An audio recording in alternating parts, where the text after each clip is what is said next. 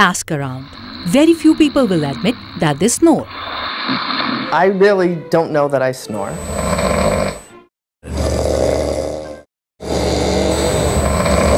Still, 45% of the world's adult population snores occasionally and 25% snores very regularly.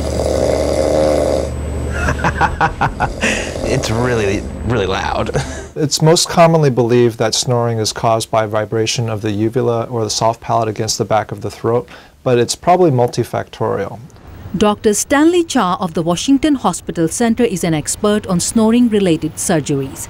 He mostly suggests to his patients a procedure known as a pillar implant.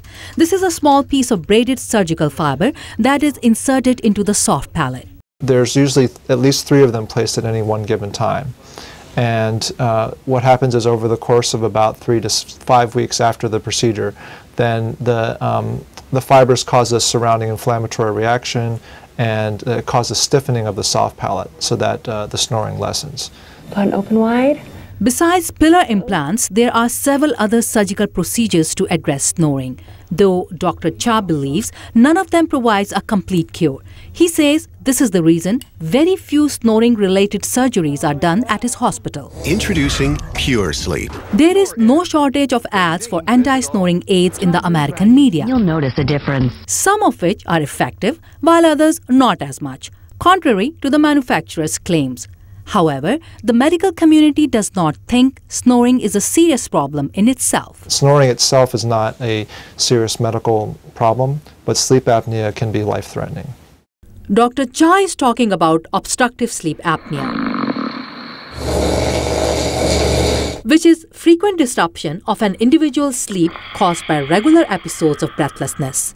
Well, sleep apnea means that the airway, the upper airway, cuts off at night. So the person, while he's breathing normally in the daytime, when he goes to sleep, the muscles get all relaxed and cut off. And this can happen over and over again, 60 to 100 times an hour. Dr. David C. Gross is director of the Sleep Study Center at the National Rehabilitation Hospital in Washington. So that's bad for your heart, and your oxygen level can be very low. So those things can make the person tired and have low energy, bad concentration, fatigue during the day, but also can cause strokes, heart attacks, high blood pressure, and other problems like that. The question is, how are snoring and obstructive sleep apnea connected?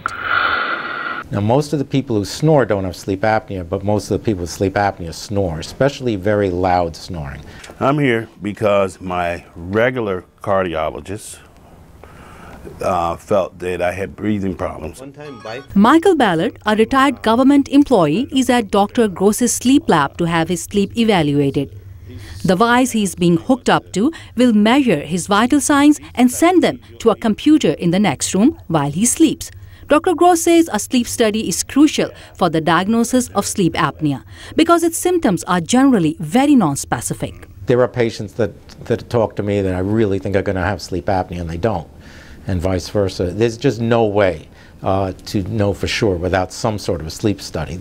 Once it is diagnosed, sleep apnea is usually treated through the use of a CPAP or continuous positive airway pressure device. The CPAP blows pressurized air into the patient's nose and mouth at a pressure level set specifically for him or her. Many people don't like to use the CPAP, however, because its face mask can be uncomfortable at first. Dr. Gross says that since obesity is one of the main reasons for sleep apnea, wherever there is an increase in the epidemic of obesity in the world, sleep apnea usually follows. Ayesha, Khalid, VOA News, Washington.